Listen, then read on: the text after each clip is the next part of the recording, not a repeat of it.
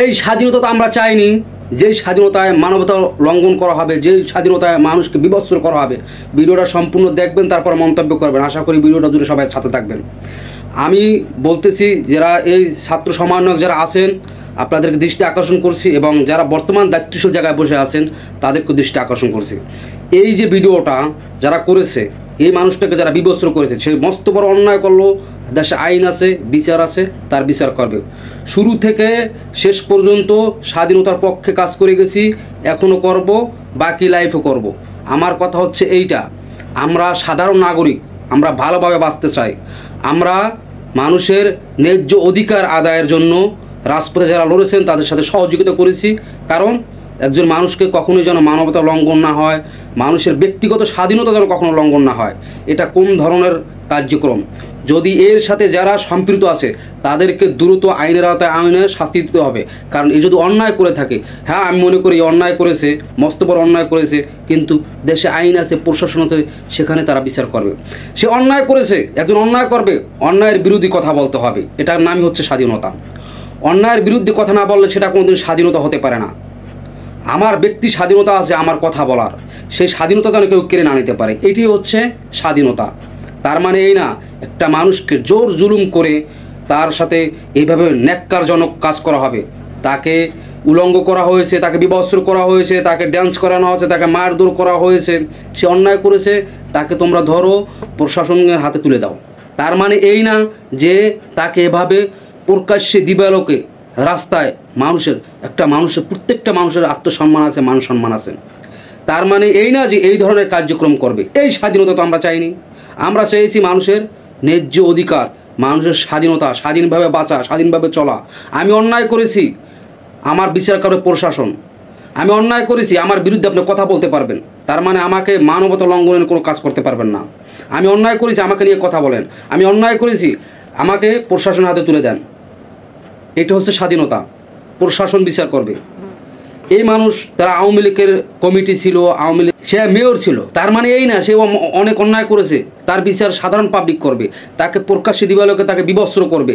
তা যারা বিভৎস করেছে ওদের এতটুকু বিবেক নাই যে একটু বাবার বয়সী, কারো দাদার বয়সী সেই মানুষটাকে প্রকাশ্যে দিবালোকে বিভৎস করে প্রকাশ্যে সেটাকে ভিডিও করে সোশ্যাল মিডিয়ায় পোস্ট করা। আমি বলবো সমন্বয়ক যারা আছেন, দায়িত্বশীল জায়গায় যারা বসে আছেন, কমিটিতে যারা আছেন, তারা দ্রুত পদক্ষেপ নিয়ে এর সাথে যারা সম্পৃক্ত প্রত্যেককে তারা সমন্বয় থাকুক এবং বহিরাগত থাকুক, যেই থাকুক না কেন, হয়তোবা তাকে আইনের আওতায় আনতে হবে, তার বিচার করতে হবে। কারণ তাইলে বাংলাদেশের মানুষের স্বাধীনতা ফিরে পাবে। নচেত এখন বর্তমানে আওয়ামী লীগ অনেক অন্যায় করেছে, এখন আমরা যারা সাধারণ মানুষ আছি এরা মনে করেন রাজত্ব করব, বিএনপি আছে তারা রাজত্ব করবে, অন্য অন্য দল আছে তারা রাজত্ব করবে, জামায়াত রাজত্ব করবে, ছাত্র সমাজ রাজত্ব করবে। এটা তো হতে পারে না। সেটা কেমন স্বাধীনতা? ব্যক্তি স্বাধীনতা প্রত্যেকটা মানুষের আছে। যে আওয়ামী লীগ যে করেছে সে এখন বাংলাদেশে থাকতে পারবে না, সেটা না। সেটা কেমন গণতন্ত্র? গণতন্ত্র এইটাই, প্রত্যেকটা মানুষ সুন্দরভাবে যারা বাংলাদেশে বসবাস করে, যারা মনে করেন শৃঙ্খলা বজায় রেখে বসবাস করে, সেই মানুষই বাংলাদেশের অধিকার।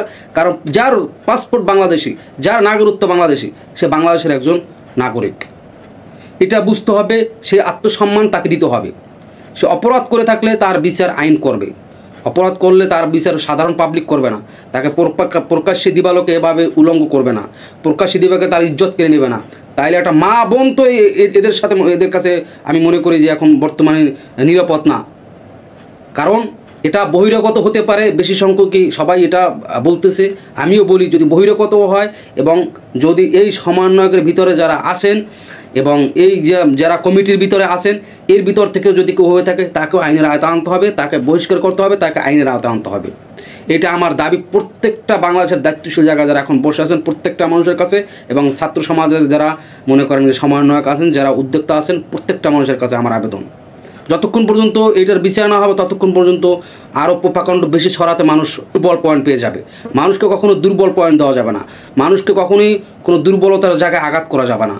দেশে আইন আছে, সমাজ আছে, আইন সমাজ সব কিছু মেনে এভাবে চলতে হবে। কারো ফোন পার্সোনাল জিনিস কখনোই কেউ চেক করতে পারবে না। মানবতা লঙ্ঘন করা পার্সোনাল জিনিস, আমার ব্যক্তিগত জিনিস আছে, আমার মোবাইলের ভিতরে, যেটা আওয়ামী লীগ সরকার আমলে করে আসছে, সেটা তো হতে পারে না, সেটা তো স্বাধীনতা না। যে আমার ব্যক্তিগত মোবাইলে অনেক কিছু থাকতে পারে, আমার প্রাইভেসি আছে না, প্রত্যেকটা মানুষের প্রাইভেসি আছে, সেটা যেন কখনো না হয়, সেই দিক আপনাদের নজর রাখতে হবে, খেয়াল রাখতে হবে। আপনারা ছাত্র সমাজ রাজপথে আসেন, থাকেন, যতক্ষণ পর্যন্ত বাংলাদেশ পরিপূর্ণ সমাধানে না আসে, পরিপূর্ণ স্থানে ফিরে না আসে, ততক্ষণ পর্যন্ত রাজপথে থাকেন। এরপরও সবসময় অ্যালার্ট থাকবেন। তার মানে এই না কারো মানবতা লঙ্ঘন করা, কারো প্রাইভেসিকে লঙ্ঘন করা, কারো ব্যক্তি স্বাধীনতাকে লঙ্ঘন করা, সেটা কোনো স্বাধীনতা হতে পারে না। প্রত্যেকটা মানুষের ব্যক্তি স্বাধীনতা আছে। এই ছাত্র সমাজের সাথে পূর্বেও ছিলাম, এখনও আছে, কারণ আমি সাধারণ মানুষ হিসেবে আমরা চাই স্বাধীনতা। সেই স্বাধীনতা কীভাবে বজায় রাখতে পারে, স্বাধীনতা কীভাবে বজায় থাকে, সেই দৃষ্টিকোণ রাখতে হবে প্রত্যেকটা মানুষের। ধন্যবাদ সবাইকে।